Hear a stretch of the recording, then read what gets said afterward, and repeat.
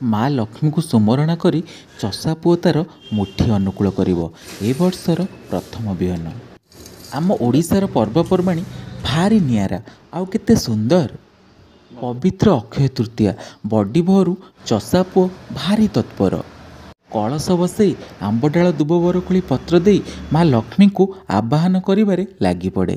ଆଜିର ଦିନରେ ମାଙ୍କ ପାଦ ପଦ୍ମରେ ପୂଜାର୍ଚ୍ଚନା କଲେ ଘରେ ସୁଖ ସମୃଦ୍ଧି ଓ ଧନଧାନ୍ୟ ଭରି ରୁହେ। ଭୋଗରାଗ ବନ୍ଦାପନା ସରି ବାହାରି ପଡ଼େ ମୁଠି ଅନୁକୂଳରେ। ବୋଉ କୁହେ ପୁରୁଷ ପୁଅ କାନ୍ଧରେ ଲକ୍ଷ୍ମୀ ବାସ କରନ୍ତି ବୋଲି, ସେଇଥିପାଇଁ ମାଙ୍କୁ ସବୁବେଳେ କାନ୍ଧରେ ନେଇକି ଯିବେ। ବିଲରେ ନେଇ ମାଙ୍କୁ ସୁମରଣା କରି ପ୍ରଥମ ବିହନ ବୁଣେ। ଫୁଲ ଦେଇ ପୂଜା କରେ ମାଙ୍କୁ। ବିଧି ଅଛି ସୁନା ପାଣି ଦେଲେ ସୁନା ଭଳିଆ ଫସଲ କ୍ଷେତରେ ଶୁଏ। ଆଉ ଥରେ ଭୋଗରାଗ ଆଉ ବନ୍ଦାପନା କରି ମୁଣ୍ଡିଆ ମାରି ଘରକୁ ବାହୁଡ଼ି ଆସିଲା ପରେ ପେଟ ଭରିକି ମନ ଶାନ୍ତି କରିକି ଚକୁଳି ଖାଏ। ଶାନ୍ତିରେ ଶୋଇଯାଏ ଆଉ ଗଡ଼ିଯାଏ। ବିଲରେ ଫସଲ ଠିକ୍ ଏମିତି ଶୋଇବ ଆଉ ଗଡ଼ିବ।